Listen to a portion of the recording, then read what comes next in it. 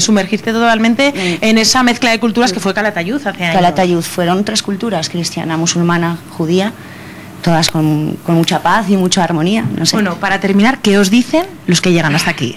Pues hay de todo, pero nos dan sobre todo la enhorabuena del trabajo bien realizado y de la ilusión que se pone en ello.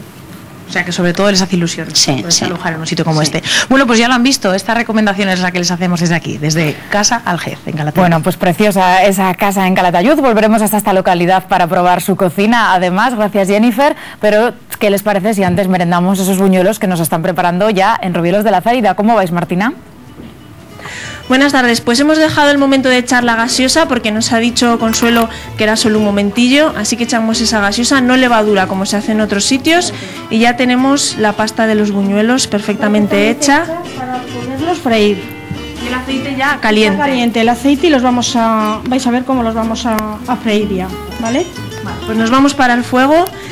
Y Ana Mari, me decías que hay muchas variantes de buñuelos, ¿no? Que muchas veces en algunas ocasiones se pone limón, anís, ralladura de limón, pero vamos, los tradicionales de aquí son estos. Y lo típico era acompañarlos con chocolate, pero no rellenos de chocolate, sino que el chocolate se ponía en unas tazas que aquí teníamos de caliente, siempre pequeñas, ¿no? Que se llaman jícaras. Esas tazas, pues cuando se casaba alguien, que antes las bodas se hacían aquí, pues se invitaba a la gente antes de la boda a chocolate en esas jícaras que las verás luego en el salón. Que ya las tenemos preparadas ahí, ese chocolate. No hemos puesto todo el chocolate, lo estamos poniendo, pero vamos, ahí está. Casi voy a coger una cuchara porque está un poco espeso el chocolate y es como mejor lo vamos a servir. Muy bien, y aquí tenemos ya los buñuelos que vemos que has ido cogiendo con la cuchara y te salen perfectos, ¿no? Exactamente. Los vamos cogiendo poco a poco con una cuchara y los vamos echando al aceite que se vayan friendo. Y además aquí teníais fiestas de invierno en enero y de verano y decidisteis unificarlas, ¿no? En verano. En verano, exactamente. Aquí las fiestas se hacen para el mes de agosto, para mediados de mes de agosto, que es cuando todos que se han ido a tener que trabajar fuera del pueblo, pues vuelven por vacaciones y se celebran las fiestas. Bueno, vemos que en sartén pequeña, mejor así, aunque hagamos mucha cantidad para controlarlos. Vale más hacer una sartén pequeña, porque si no muy grande, pues no te se da tiempo porque se van quemando los muñuelos y no da tiempo a darles la vuelta y retirarlos. También, conforme se van friendo, pues se va añadiendo de vez en cuando un poco de aceite por lo que chupan los moñuelos. Ahora los vamos a rebozar, una vez fritos, los vamos a rebozar con azúcar.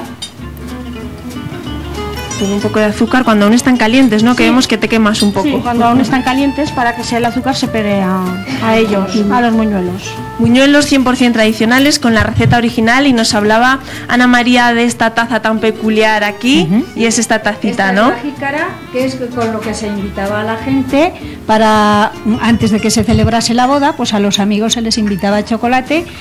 En ese caso no se hacían buñuelos, se hacían magdalenas y se invitaba a la gente a chocolate y magdalenas. Y eso ya no pues se hemos hace, visto ¿no? cómo Nos hacíamos, Martina. Ya no se hace, se ha perdido un poco la tradición, Ana María. Ya no hay quien se case. La última que se casó aquí era una amiga mía. Vaya. Y ya tiene una nieta, con que imagínate, ya no hay bodas aquí. Bueno, de todos modos ahora la gente, hemos hecho una asociación cultural entre la gente de fuera y la gente del pueblo y queremos recuperar todas las tradiciones, aunque solo sea hacerlas un día. Pues hemos visto esta sartenada que hacía Consuelo, pero ya ellas han estado aquí trabajando toda la tarde y por aquí nos traen una bandeja llena de buñuelos y nos vamos al comedor porque, como decíamos, están todos los vecinos de Rubielos de la Zaida esperando para que puedan probarlos y degustarlos, a ver si les gustan lo que hemos hecho. Los hemos conocido en el humedal, son unos 45 vecinos censados, pero claro, hay solo unos 10 o 11, así que va a llegar para todos. Aquí los tenemos en el salón de Ana Mari y ya tenemos aquí todo el chocolate servido en estas tacitas típicas, ¿no? Que nos decía que a disfrutar del chocolate. Sí, que nos gusta un poco de morrico tenemos, o sea que caerá bien. Hay que celebrar, ¿no?, que tenéis este humedal tan bonito después de tantos años de esfuerzo. Merece la pena el esfuerzo que se ha hecho y tenerlo ahora listo como está. Gracias a la Confederación que nos ha echado un cable bastante bueno. Pues tomamos cada uno nuestra taza y brindamos todos por Rubielos de Zaida. Toma, Pepe, para ti tu taza. Pues os dejamos, Martina, con esa celebración, por esa restauración y nos quedamos, de ese humedal y probando esos buñuelos y esos vecinos bien avenidos. Sé que ha sido a gusto. Gracias, Martina. dónde me encuentro esta tarde. En unos minutos nos vamos a poner a cosechar con Joaquín y su hijo Fernando la cebada. ¿Ustedes saben la diferencia que hay entre el trigo y la cebada? Pues no se vayan, en unos minutos, en Aragón en Abierto. Pues ya lo han oído, enseguida cosechamos cebada en Villafranca del Campo, pero antes vamos con otras historias. Hace unos minutos les hablábamos del abandono de animales, algo que suele suceder en verano. No es el caso, afortunadamente, de una camada de 8 cachorros preciosos de perro labrador que, Adrián, ya han encontrado hogar y dueño, ¿verdad? Buenas tardes, Alba, buenas tardes a todos. Así, estos cachorros ya tienen dueño y ya tienen hogar, así que no nos tenemos que preocupar por ellos. Estamos con una camada un tanto peculiar, porque como vemos, mira, Alba, puedes comprobar, tenemos de color negro, blanco, y este, que es el más chulo, por así decirlo, es el color chocolate, un color bastante deseado por la gente amante de los perros. Luego tenemos por aquí a Conan el bárbaro, que es este, que tiene una gran peculiaridad. Cuéntanos, Alberto. Pues que alguien de la familia se ha ido por ahí de copas en un momento determinado. No sé si el abuelo, la abuela, de cuál de los dos, pero el chocolate es el más buscado de todos, el negro es el siguiente, este es el normal, por llamarlo de alguna manera, pero esta tinción en fuego en las cejicas, en las patas y tal, o es de Rottweiler o es de pastor alemán.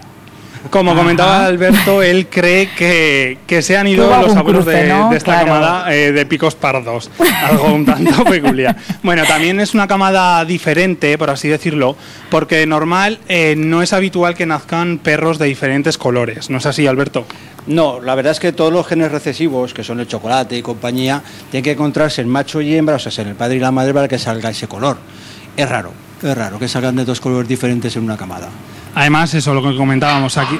Bueno, parece que aquí tenemos a 2 que se están peleando un poquillo, pero bueno, son los nervios del directo, yo creo.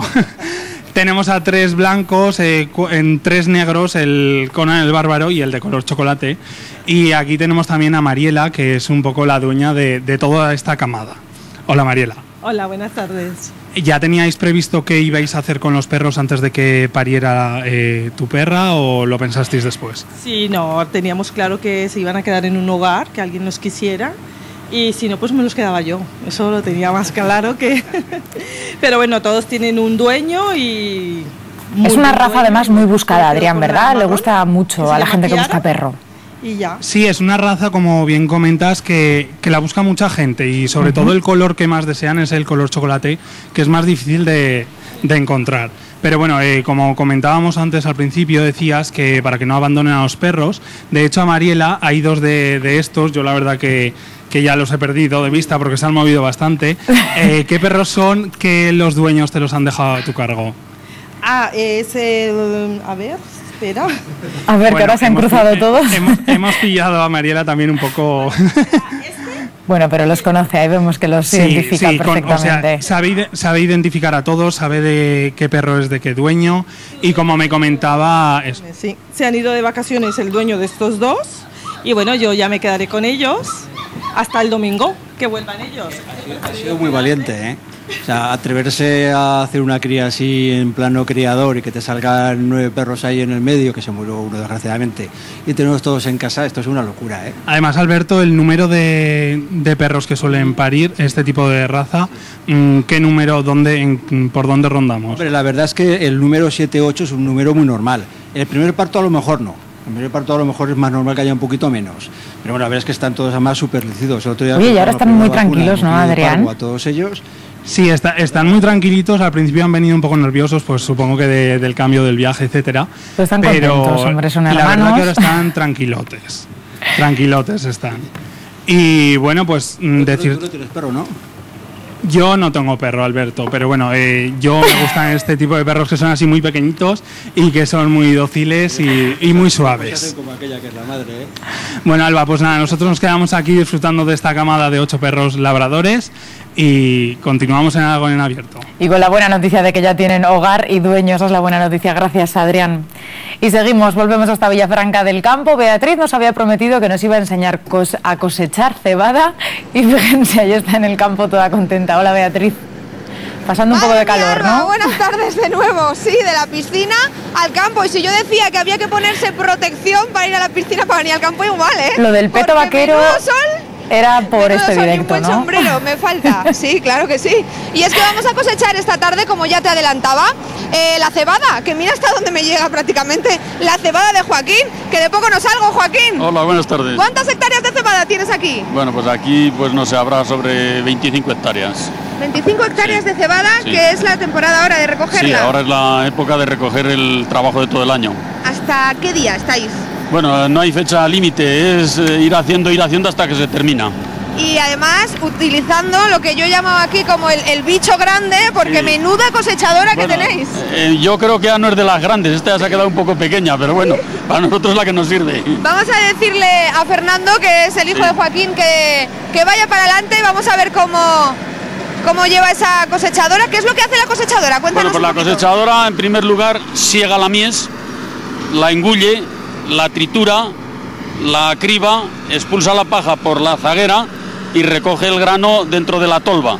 Y después, cuando la tolva ya está completa, ya está llena, pues la descarga sobre el remolque. El grano limpio ya. El grano limpio. Fíjate. Esto antes pues haría falta, pues no sé, a lo mejor 20 o 30 personas para hacer lo que hace una máquina en una hora, para poder hacer el mismo trabajo, o quizás más personas. ¿Cómo han cambiado las cosas? Han cambiado muchísimo, porque antes había que segar a mano con la hoz, había que acarrear, había que llevarlo a la era, trillarlo y después aventarlo en la propia era. Y con una persona solo eso no. Y hoy con una persona y una máquina, pues prácticamente está todo resuelto. Fíjate que yo estaba contando a Alba que para venir al campo hay que ponerse buen sombrero y buena protección también. ¿Cómo lo hacéis? Pues bueno, nosotros ya estamos acostumbrados. La verdad es que protección no nos damos nada porque... Hombre, hay que decir que hay dentro de la sombra, ¿no? Sí, el maquinista quizás va mejor que el que está a pie de tierra, porque lleva su buen aire acondicionado y va a la sombra. Yo cuando tengo calor me pongo en el tractor y también tengo sombra. Lo que tengo aquí en la mano, vamos a verlo, porque yo antes decía, uy, he perdido medio trozo de cebada. Esto sería el grano de cebada, sí. Y el de trigo, ahí la diferencia. Esto sería una espiga de trigo y esto sería media espiga de cebada. La otra media se me ha ido volando. Porque a lo mejor hay mucha gente que yo por ejemplo, pues digo cebada, pues sí, cereal, pero tampoco sabes muy bien, ¿no? Bueno, pues esta es la diferencia, el trigo es más gordo, el grano. Tiene distintas aplicaciones, aunque en algunas confluyen, es lo mismo. La cebada es más para alimento de animales y el trigo es más para hacer harina, para pan, para el consumo humano. Esa es la diferencia, aunque también hay trigos que van a pienso, incluso cebadas que también hacen algún producto que se vende en el mercado, pues que también tiene... Con esta máquina, que la veo que ya ha cogido carrerilla Fernando, que ni Fernando Alonso, casi, bueno, allí ya con la máquina... Fernando Alonso es bastante más rápido y gana bastante más dinero. Sí, dime, Alba. En las provincias de Zaragoza y Huesca ya hay gran parte de esos campos ya cosechados. En Teruel vemos que todavía falta trabajo por hacer, ¿verdad? Todavía queda, bueno, ya estás viendo todo lo que les queda, por ejemplo, a Joaquín, me dice Alba que en las provincias de Huesca y Zaragoza ya está todo cosechado, aquí va un poco más tarde. Sí, es que Zaragoza y Huesca tienen una altitud más baja, es más temprano el cereal y entonces llevan ya quizás un mes cosechando y ya están terminando. Aquí, claro. Incluso en esta zona es cuando ya empezamos, prácticamente esta semana se podrá terminar, pero quedan zonas de Teruel que ni siquiera han empezado, en zonas más altas, pues tardarán quizás 15 o 20 días a poder empezar a cosechar. ¿Y esta cebada para qué la utilizáis vosotros? Pues la utilizamos para venderla para pienso, para animales. Pero también hay cebada, ¿esta por ejemplo serviría? También puede servir para hacer cerveza. Cerveza de la buena. Cerveza además de la buena, exactamente, sí. O sea, esa cerveza que van a beber muchos estas fiestas de la vaquilla, por ejemplo... Pues esa se habrá producido con cebada. Con cebada, de aquí también. De aquí o de cualquier otro lugar de Aragón. Por ejemplo, ahora que vienen las fiestas está bien nombrarlas, que está todo el mundo ya preparado en Teruel, hasta la cebada está preparada para hacer la cerveza. Bueno, Fernando ya está dando la vuelta por allí. Vuelve. Sí, ya vuelve. ¿Tienes ayuda, no, con tu hijo? Sí, claro, nos dedicamos los dos. Esto es una empresa familiar. Sí. Y algunos dicen que es la empresa MMH. Sí, ¿y eso cómo es? Marido, mujer e hijo. MMH, me ha gustado eso, oye. Bueno, eso es de un amigo mío, yo lo he copiado. Bueno, lo hemos contado, el MMH. El reconocimiento a la mujer también, ¿eh? Claro, y es que además hay que decir que aquí, Joaquín, tú no eras agricultor. Bueno, yo soy agricultor desde los 27 años, que ya son años, ¿eh? Pero antes yo anteriormente mi profesión era profesor de educación general básica. ¿Pero qué pasa, que ahí llegó la mujer? No, bueno, llegó la mujer sí, pero también es que estoy hablando de los años 70. Te ha llovido mucho ya. Y en los años 70, pues la verdad es que casi era tan difícil ser agricultor como ser maestro. Como maestro. lo uno por el trabajo y lo otro porque el sueldo no compensaba. Así que dijeron, pues toda la familia... Bueno, pues yo, la verdad es que yo soy de pueblo también, tengo también agricultura, mi señora también, y decidimos quedarnos en la agricultura. Y creo que, bueno, pues... No sé, estamos a gusto. Y mi hijo va a seguir en lo mismo también. Pues mira, nosotros ya estamos viendo por allá cómo llega Fernando con la cosechadora, que le está dando un tute hoy a la cosechadora. Y la verdad es que viendo esta máquina, nos contaba Joaquín también que antiguamente, se hacía a mano, precisamente como lo va a hacer esta tarde Cristina en Sariñena, en esa siega tradicional. Cristina, tú de máquinas nada, ¿verdad? Buenas tardes. Muy buenas tardes, Bea. No, aquí ni máquinas, ni electricidad, ni gasolina, ni nada. Y aún así, te voy a decir qué rápido se ha segado hoy y qué rápido se está recogiendo. De hecho, hemos tenido que decirles que vaya un poquito más lento, Antonio, porque trabajan rápido, ¿eh? Y eso que ya llevamos un tiempo al sol, pero así es como se hacía, ¿no? Hace 100 años, sin ningún tipo de ayuda mecánica. No, esto está igual que hace 100 años, con los mismos utensilios y con los jóvenes de hace 50 años también. O sea, sí. Claro, porque además todas las personas con las que he hablado yo hoy han sido agricultores. Bueno, y siguen siéndolo, ¿no? Porque lo llevan dentro. La gran mayoría han sido agricultores. Ahora estamos oyendo al célebre José Antonio Villegas, cantador de jotas, que antes de cantador era agricultor. Entonces todos se han dedicado a la agricultura y estas faenas las han desarrollado pues muchísimas veces. Antes nos decía Irene, una de nuestras agricultoras, que la vemos ahí, que aquí en este paso ya intervenían más las mujeres. Antiguamente, bueno, y ahora.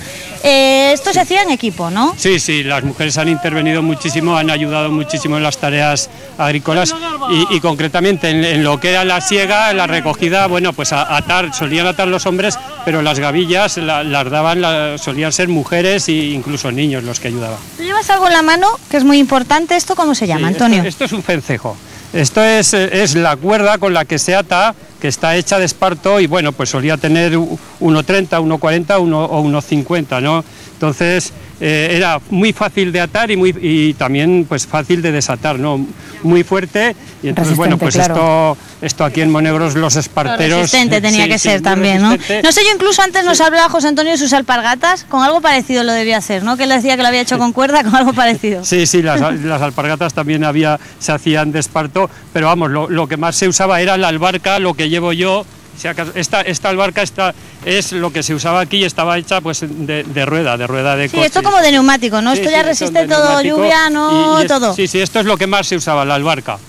Bueno, hoy nos han contado muchísimas cosas interesantes, a mí me gustaría recordar alguna. Por ejemplo, los hombres dormían en el campo.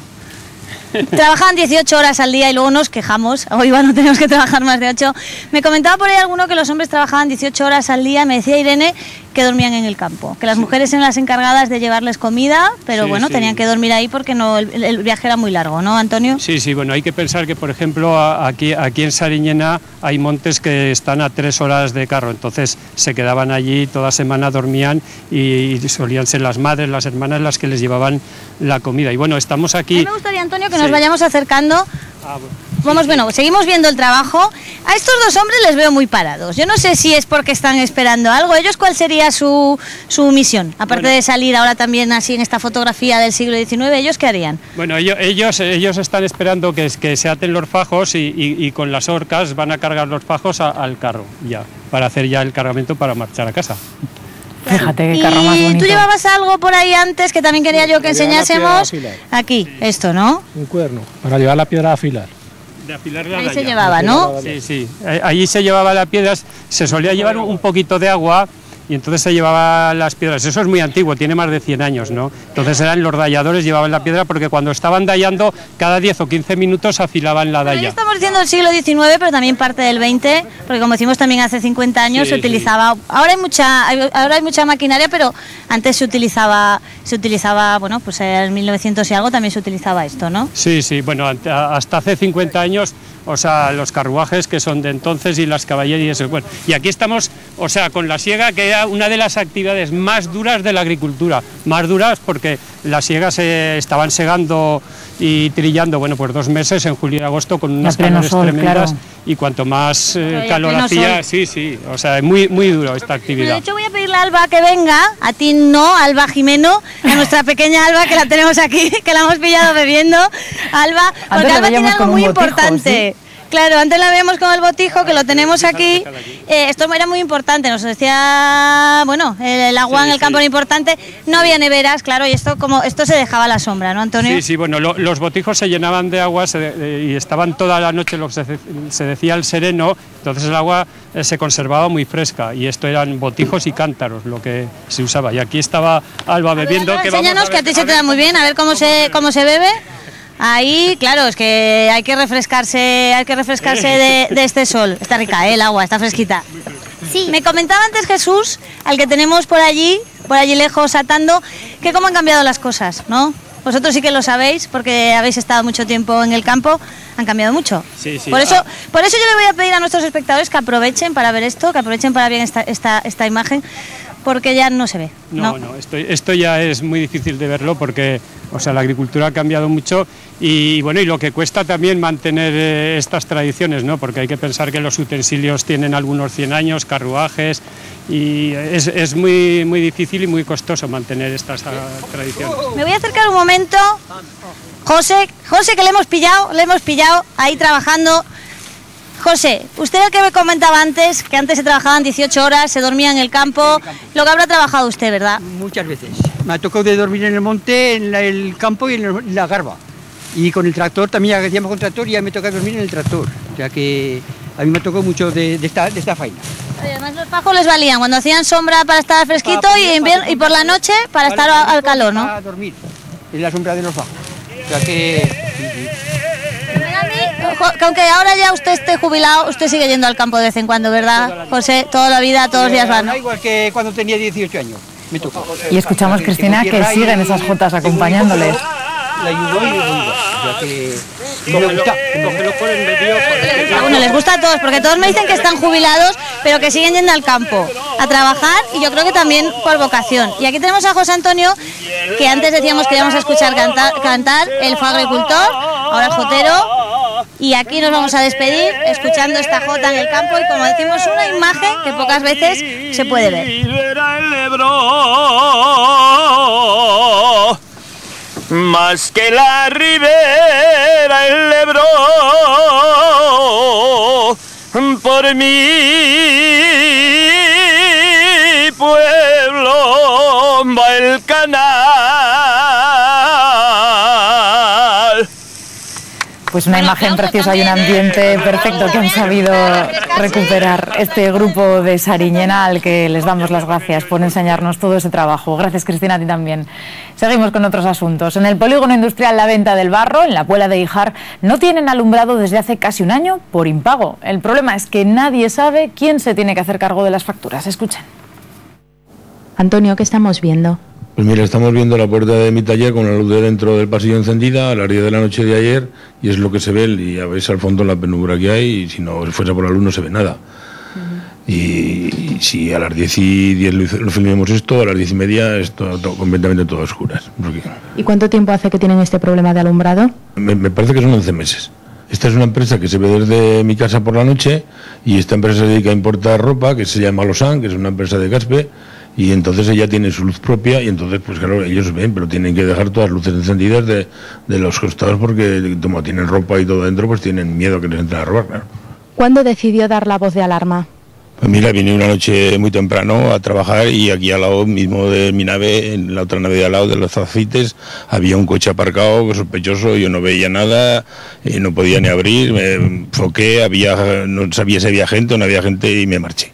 Y dije, esto no puede ser porque tengo que mover lo que sea, y entonces ya fue cuando me decidí a llamar, y quién tiene la culpa, qué no tiene, qué tenemos que hacer, porque estamos un poco perdidos aquí. ¿Ustedes antes cómo hacían frente a este pago de la luz? Pues nosotros antes teníamos una junta del polígono y poníamos unos dineros por metro cuadrado cada empresario, y teníamos pues el mantenimiento de la depuradora, el mantenimiento de la luz y las hierbas y eso no, pero lo demás lo teníamos todo. Es decir, que esa cuota pasaba a una gestoría y la gestoría hacía frente a los pagos. ¿Y cuándo dejaron de pagar? Sí, teníamos una gestoría que está en la Puebla de Híjar, y dejamos de pagar cuando nos pasaron el IBI y la contribución. Entonces la gente creímos que 2 veces no podíamos pagar para tener alumbrado y tener la depuradora, y la gente decidió no pagar ya, o sea, pagamos el IBI y lo otro no, y como no lo paguemos, pues los servicios no los tenemos, ni tenemos mantenimiento de la depuradora ni de la luz. Y la luz la cortaron, por supuesto. Esther, ¿cuándo comenzaste a tomar conciencia del problema? Pues en septiembre empezamos una obra que había que empezar a las 5 de la mañana y nos dimos cuenta que el polígono estaba todo oscuro, no había luz. Y así, pues hasta octubre que acabamos, pues seguimos igual. Y a fecha de hoy, pues el polígono sigue sin luz. Y este es el menor de vuestros problemas, ¿no? Sí, porque tenemos varios sucesos de robos, que nos roban el gasoil, nos quitan las emisoras de los camiones, así continuamente. Ese es el mayor problema, no es que no haya luz, sino los daños que nos están ocasionando. Antonio, hasta ahora hemos visto empresas de la primera fase del polígono, esta es la segunda, ¿qué ha pasado? Pues ha pasado que se han llevado el cobre de la red y está todo abandonado. Y ahora ustedes han dejado de pagar esa cuota, han dejado de hacerse cargo de los servicios. Ahora que pagan el IBI, ¿de quién es la responsabilidad? ¿Del alumbrado, de la carretera, de todo lo que tienen? Pues no lo sabemos, pero alguien se tiene que hacer cargo, o la mancomunidad, o la comarca, o el ayuntamiento, o quien sea se tiene que hacer cargo, nosotros no. De momento nadie les da una solución. De momento no nos da nadie ninguna solución. A partir de hoy, los conductores de Zaragoza tienen que afrontar el corte al tráfico de otra calle, la calle Canfrán. Se espera que las obras duren 10 meses. Los trabajos servirán para renovar una tubería que tiene 100 años de antigüedad y que ha registrado algunas incidencias. Enseguida se lo explicamos con detalle. Antes, como les hemos recordado, hay siempre alternativas para no tener que abandonar a un perro. Nuestro compañero Antonio, que es muy consciente de este tema, nos explica más, ¿verdad? Hola, Antonio. Así es, Alba, muy buenas tardes. Llevamos toda la tarde escuchando historias sobre perros abandonados, sobre perros que buscan un dueño, pero ahora vamos a contar solo historias felices, ¿eh? Aquí tienes a Rufus, te lo presento, está un poco asfixiado, ¿eh? Porque hace un poquito de calor esta tarde. Esa lengua. Pero es un perro feliz, ¿eh? Es un perro feliz, porque ahora mismo les vamos a hablar a todos ustedes en casa de una alternativa. No hay que abandonar perros, llevamos diciéndolo toda la tarde. Nos encontramos en lo que podríamos definir como un auténtico resort para perros, una guardería para perros. Aquí pueden dejar a su perro tranquilamente a lo largo del verano, cuando ustedes se vayan de vacaciones, y ellos pueden disfrutar tranquilamente, como puedes comprobar, de unas auténticas vacaciones perrunas. Mira este pequeñín, ¿eh? Como está aquí, tirado tranquilamente buscando el fresquito del suelo. Aquí tienen unas habitaciones... Sí, sí. Están todos contentísimos, tienen unas habitaciones estupendas para ellos. 8 metros cuadrados, casi nada. Y fíjate, atenta. ¡Anda! Música y todo. Tienen hilo musical, claro, para que estén distraídos, porque también les gusta la música. Y es que aquí lo que se intenta recrear, muy buenas tardes, Jesús. Buenas tardes. Es que tengan el mismo ambiente que tienen en casa, ¿verdad? Lo más parecido. Estas habitaciones tienen 8 metros cuadrados, sí. Tienen allí al fondo, tienen la cama, ¿verdad?, con calefacción, pero además tienen de todo, incluso agua corriente las 24 horas del día. Agua fresca, por supuesto potable, la pueden beber las personas también. Bajo la cama, que es de madera, tienen un cable radiante que les pone en la camita a 22 grados para el invierno. Ahora, para el verano lo que más cuidamos, por supuesto, es que esté fresquito el perro, porque el perro es poco amigo del calor. El frío lo soporta muy bien, aún así tienen calefacción, pero es que el calor le sienta fatal. Y por eso aquí tenemos todos estos árboles, ¿verdad?, claro, que les dan muchísima sombra. Claro, para tener esa frescura que necesita el perro. Vamos a ir acercándonos por aquí para ver las habitaciones, porque además tienen detalles, Alba, muy curiosos. Y es que, por ejemplo, si tenemos un perro macho, no hay ningún problema. Pero ¿y si tenemos una hembra y coincide que cuando nos vamos de vacaciones o necesitamos dejarla aquí, está con el celo? Pues fíjate, este puntito rojo te lo explica todo. Claro, es que la hembra en celo tiene que salir sola. Como aquí los perros salen todos los días, 1 hora por la mañana y 1 hora por la tarde, a corretear por los parques que vamos a ver ahora, una hembra en celo no se puede sacar, con machos por supuesto, ni siquiera muchas veces con hembra, porque se ponen raritas. Y al ponerse raritas, esta saldrá solita. Hombre, se lo va a pasar mejor que los demás, o sea, peor que los demás, perdón. Un poco sola. Pero... claro, no nos podemos arriesgar en absoluto. Vamos a enseñar más habitaciones, porque otra curiosidad que tiene este hotel, digamos, para perros, vente por aquí conmigo, Jesús, es que depende de la habitación, está orientada hacia un sitio o hacia otro. Claro, este módulo que tenemos aquí está orientado al noreste, por tanto recibe el sol de la mañana hasta la 1 o así, y luego ya el sol de las espaldas. Las espaldas están cubiertas del calor por unos árboles parecidos a estos, moreras. Y tú te preguntarás, Alba, ¿dónde pasan su tiempo libre, esos parques de los que nos hablaba Jesús? pasa por aquí, pasa por esta verja, te voy a dejar pasar para que veas, porque tienen hasta 8 parques en este hotel para, fíjate, correr a sus anchas tranquilamente y disfrutar, ¿verdad?, del aire libre y de la naturaleza. Aquí lo que intentáis recrear un poco, Jesús, es ese sistema que tenemos en casa, ¿no? El de sacarles un par de veces al día. Claro, claro, es lo que intentamos reproducir para que ellos se sientan lo mejor posible. Tiene su habitación, aquí le llamamos chenil, en donde están seguros, tranquilos, no se ven con el vecino, no se excitan, por lo tanto pasan el día tranquilito como en casa. Ahora viene el dueño y dice, pues vamos a dar un paseo por el parque. Pues aquí lo tenemos, le sacamos, con la ventaja de que aquí no llevan ni collar ni correa. Van a sus anchas, ves, sin ninguna atadura. Desde luego, Antonio, los dueños se quedarán tranquilos, compatibles. No podemos poner 2 machos dominantes en un parque, no podemos poner una hembra. O sea, que buscáis un grupo concreto donde se lleven todos bien, claro, pandillita, Salva. Me preguntaba si los dueños se quedan tranquilos. Los dueños están muy tranquilos, porque además, claro, además pueden estar en constante contacto, ¿verdad?, con el hotel para saber cómo se encuentra su perro.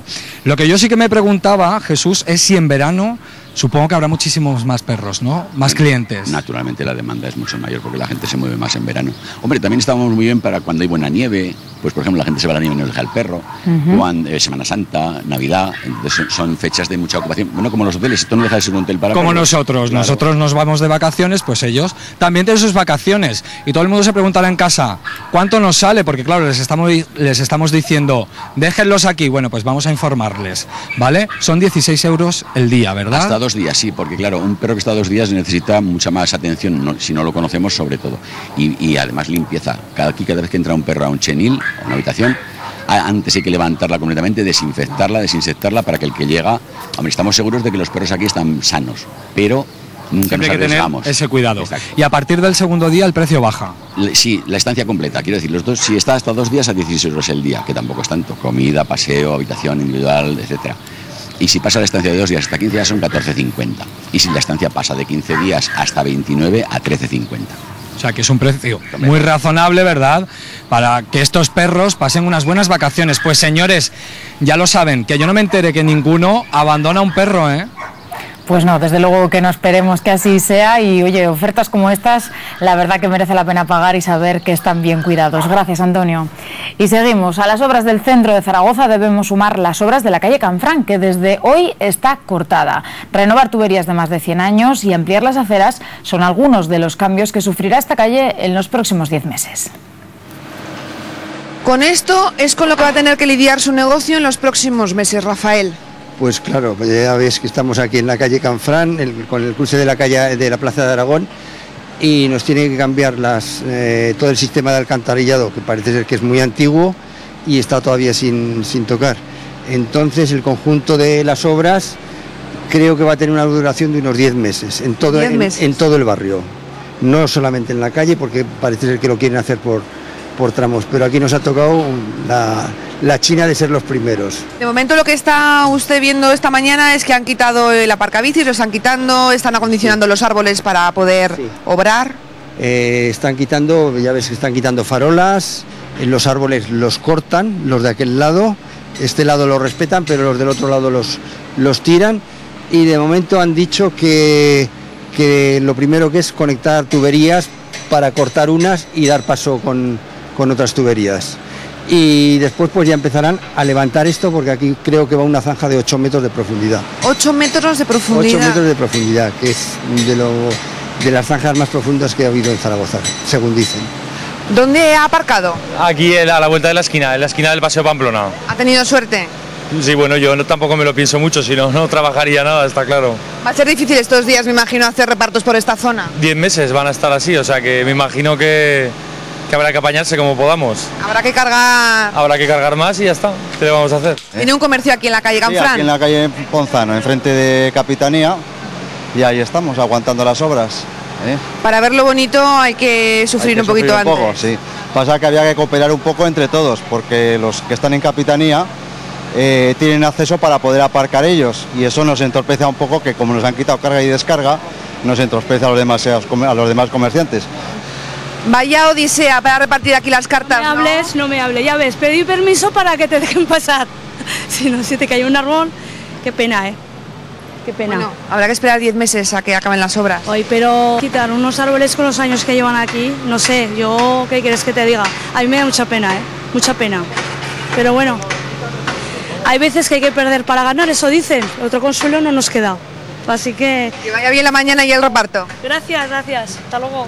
La carga y descarga es una cosa que nos preocupa mucho, porque tal y como está, hoy no se puede aparcar por ningún sitio. Entonces los transportistas van a tener que dejar las furgonetas muy lejos y traer la mercancía a mano, digamos, o con carretillas. Daniel, en su caso no tiene las obras justo en la puerta de su comercio, pero las tendrá, y aparte también esta calle, el tráfico está cortado en la calle de Aponzano. Correcto, desde ayer ya empezaron a cortar, hoy ya está cortado. Y efectivamente, esta es una zona que durante 10 meses pues vamos a tener problemas. Las obras son una maravilla, porque es sanear pues el vertido, que eso es, como decían, esto es salud para los vecinos. Porque tuberías de 1907 es una zona antigua. Sí, de 1907, además están trabajando, van a trabajar a 8 metros de profundidad, que eso es una obra importante y con, pues bueno, con materiales importantes también y difíciles. Las obras están bienvenidas a todos los comercios y son obras, además, que vamos a recibir dinero del Fondo Europeo, es una maravilla. Lo que ocurre es que no nos han avisado, es decir, el pequeño comercio, pues aquí estamos con todo comprado durante un año y vemos que luego las ventas van a ser muy pequeñas. No sé por qué no nos han avisado. Si nos hubiesen avisado, pues la forma de compra nuestra sería de otra manera y tendríamos menos pérdidas. Pero a ver, que las obras, nosotros estamos encantados, todos los vecinos, sanear la zona una maravilla. Pero los comercios vamos a sufrir mucho. He cambiado los toldos el mes pasado. Si yo llego a saber esto, espero a octubre, porque claro, ahora se me va a poner de polvo, perdido un toldo nuevo con todo el polvo de las obras. ¿Les han avisado con poco tiempo? Nos han avisado la semana pasada, el jueves, tuvimos una reunión con el ayuntamiento. O sea que hasta el jueves oficialmente no sabíamos nada. ¿Sabía que iba a haber obras aquí en la calle Canfrán? No. Absoluto. ¿Ha venido con coche o sin coche? Andando. Tienes suerte. Sí. ¿No ha habido problemas entonces para buscar aparcamiento? En absoluto, yo en Zaragoza no quiero coche. Bueno, pues es la mejor recomendación, ¿eh? Si vuelvo por esa zona, venir en autobús, en bicicleta o andando. Es como se mejor se va. Y en medio de las obras nos encontramos con la experiencia y la sabiduría de Isidro. Y que hay que renovar las cosas, porque los mayores también nos volvemos mayores y los materiales, y tú también te volverás mayor. Vaya. O sea que vaya bien la mañana. Muy bien, guapa. Aquí estoy. Gracias. Curioseando un poco, de ingeniero.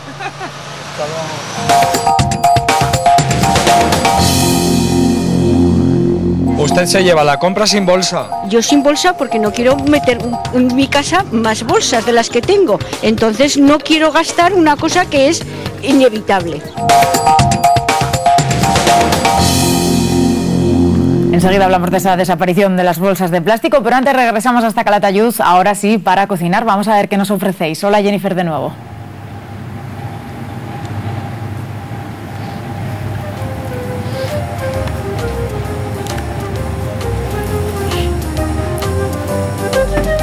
Bueno, pues parece que estamos teniendo un problema, ya lo ven, nuestra compañera no nos escucha, enseguida retomaremos la conexión. Hablamos entonces ahora de algo que nos afecta a todos inevitablemente. Las bolsas de plástico están abocadas al fracaso. La mayoría de supermercados ya las cobran o las sustituyen por otras biodegradables. Hoy les hemos querido preguntar su opinión sobre este tema. Escuchen.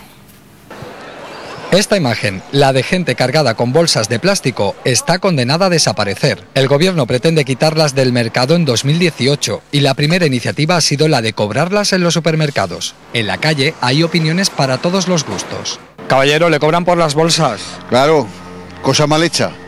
Porque para eso, si compro en el comercio, lo lógico es que me envuelvan las cosas. Pero se supone que lo hacemos por el medio ambiente. Ah, eso ya me haces callar si es así, si son ecológicas o lo que sea, me parece bien, pero el pagar las bolsas no me parece bien. ¿Le cobran las bolsas en el supermercado? Sí.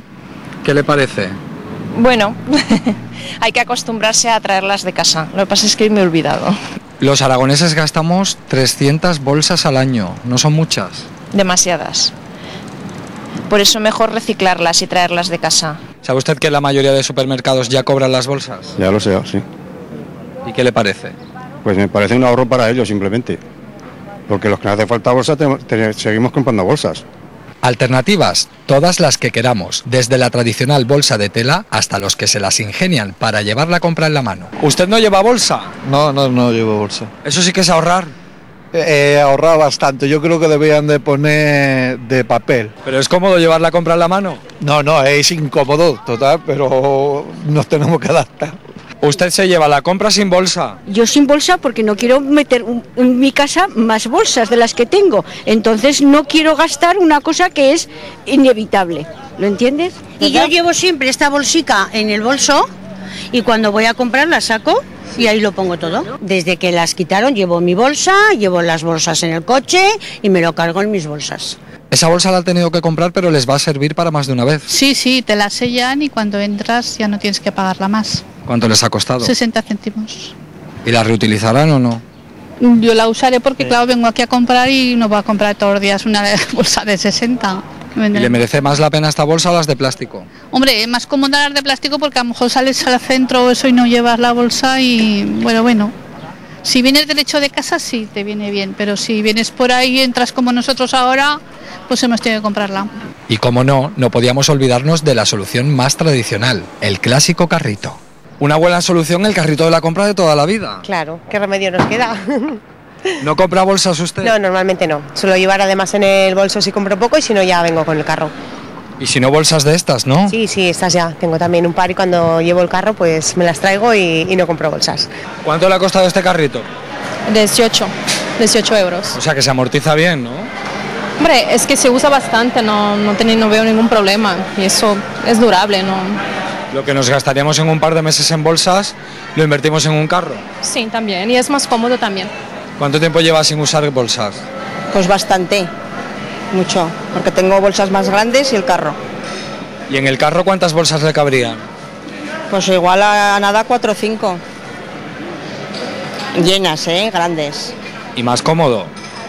Hombre, más cómodo. Mira, donde tengo la mano en la espalda, o sea que como para llevar bolsas. Con carrito, bolsa de tela o con la compra a cuestas, la cuestión es ahorrar y colaborar con el medio ambiente.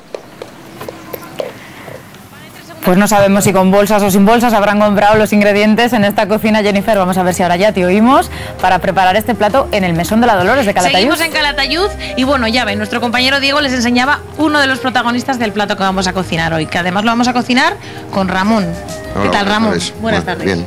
Además, y no es la primera vez que estamos aquí y ya un poco más entrenados, ¿verdad? Sí, para hacer un gran plato. Bueno, es un plato especial que hemos sacado para la visita que para nuestra visita. Sí. Bueno, pues ya lo han oído, Ramón. Hoy estamos de estreno aquí, como cuando en los cines por una alfombra roja iba un montón de gente arreglada. Hoy nosotros, así como estamos, hemos venido a un estreno y es el del plato que nos va a cocinar Ramón. Yo lo he llamado ensalada de verano, pero es verdad que es para no sufrir luego de no acordarme de alguna de las partes del plato, porque es que el nombre es muy largo. ¿Con qué nombre se va a presentar a la carta? Va a ser una ensalada de pasta y verduras del Jalón con vieiras, un crujiente de chipirón y después una vinagreta de verano.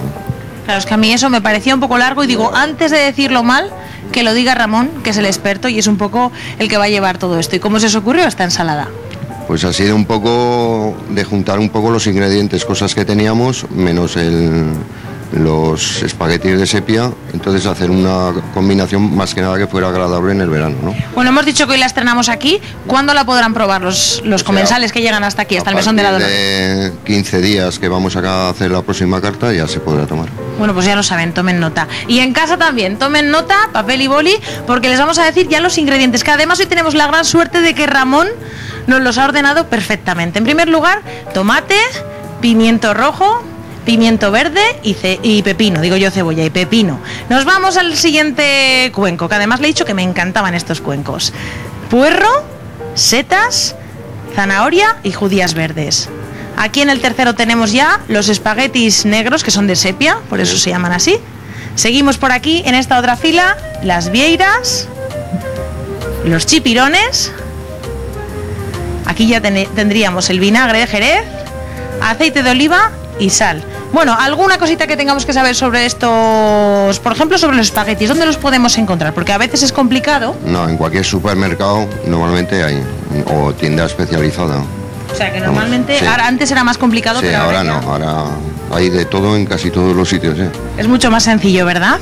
Y esta fusión, por ejemplo, de mezclar lo que vienen siendo esto que vendría un poquito del mar con todas estas verduras, ¿qué toque nos va a dar? ¿Qué va a hacer en el plato? Hombre, yo creo que va a ser bastante agradable, porque la verdura te da suavidad con la pasta para que te llene un poco más y después la vieras ya que es mar. O sea, Es un poquito pues más fuerte, ¿no? El sabor, la parte fuerte del plato. Pues yo creo que de momento nos vamos a ir, pero te voy a preguntar una cosa. La cocina se recicla casi todo, ¿verdad? Sí, Y lo que no va a la basura.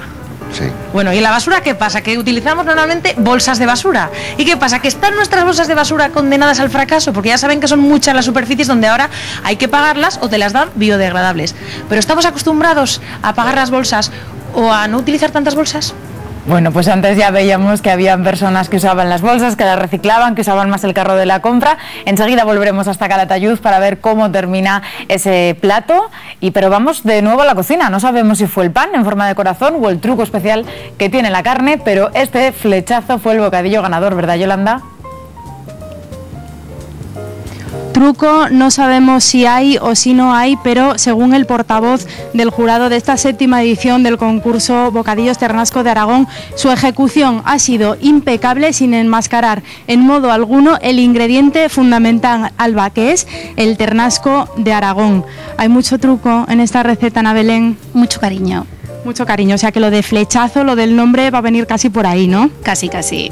Flechazo es amor al ternasco. Bueno, porque aparte de toda la elaboración que lleva este bocadillo, que enseguida explicaremos, tenemos que decir que el diseño también es algo importante y que ha sido producto totalmente de vuestra imaginación. Sí, sí, bueno, pues solemos hacerlo más o menos todo así, entonces bueno, improvisando un poco. Queríamos darle un toque distinto este año, el ternasco, yo quiero al ternasco, ¿qué hacemos? Pues mira, un corazón, mejor, no sé, no podíamos expresar mejor y así lo hemos hecho. Un corazón que además esta forma en concreto os la elabora una panadería de aquí, de Utebo, ¿verdad? Sí. Exclusivamente para vosotros. Sí, sí, sí, es bueno, es el pan, que es el panadero que nos hace el pan diariamente. Entonces, pues bueno, la verdad es que ha colaborado muy bien, le ha gustado y bueno, y este año pues lo mismo que el año pasado, ha puesto toda su voluntad y ganas. También ha tenido un flechazo con este bocadillo y también se lleva parte. Por cierto, que este adorno que tenemos aquí, esta flecha, es de chocolate, pero el chocolate en este caso no es para comer o por lo menos para untar el pan, ¿no? No, el flechazo se come como se ve, el resto es toda decoración. Bueno, pues muchas gracias, Ana Belén. Enseguida volvemos contigo. Te voy a pedir, Nacho, que me sujetes un momentito el bocadillo. Y Nacho, que también es el cocinero, ¿nos explicas, por favor, cómo habéis elaborado, en principio, la carne? Vale, pues cogemos pierna de ternasco deshuesada, la picamos nosotros y la mezclamos con sal, con ajo picado, perejil, pan rallado, pan de molde y leche. Vale, bueno, tenemos que utilizar todos estos ingredientes, Alba, que estamos viendo, el pan rallado, la leche, el pan de molde o miga de pan, sí. Me decías que también se puede utilizar, pero un truco fundamental, la carne la compráis vosotros y el picado lo hacéis aquí, sí. No compráis carne picada. Exactamente. ¿Por qué? Para hacerlo lo más grueso posible y para saber yo qué grueso tiene. O sea, que la textura de la carne aquí es algo importante que posiblemente os haya llevado a conseguir este premio. Cuanto más grueso, más conserva el sabor del ternasco. Cuanto más fino, más sabor pierde, más se diluye.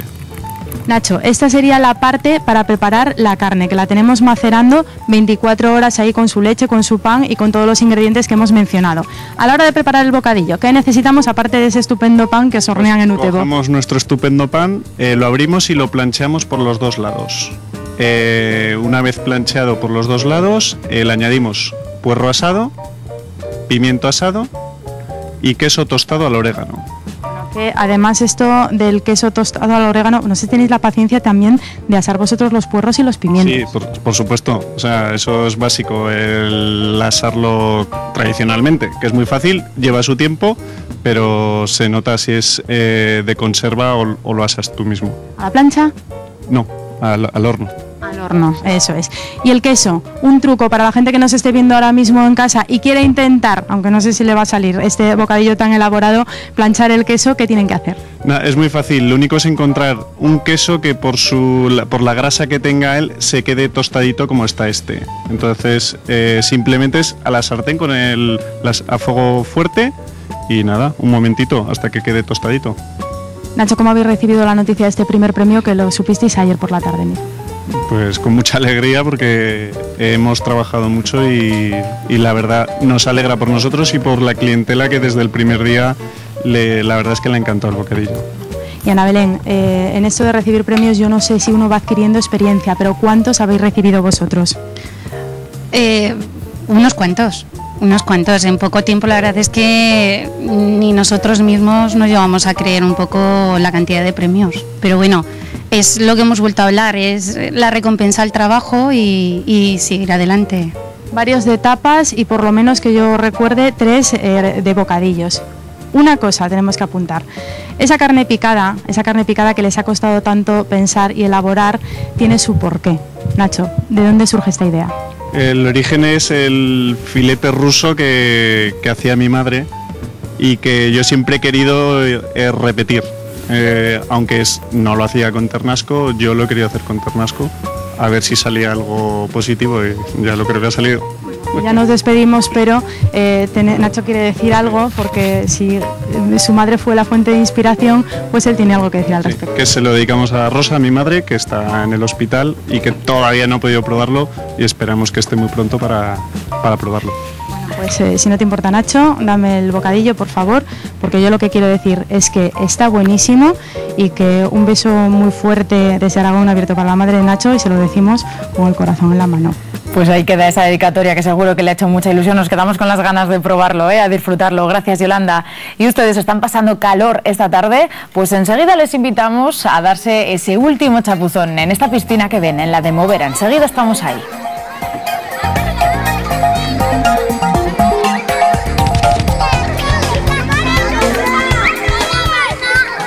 Aunque si por el contrario prefieren optar por preparar un plato fresco, por ejemplo, para cenar hoy, enseguida terminamos esta rica ensalada de verano. Lo haremos desde el Mesón de la Dolores, en Calatayud, después de la publicidad.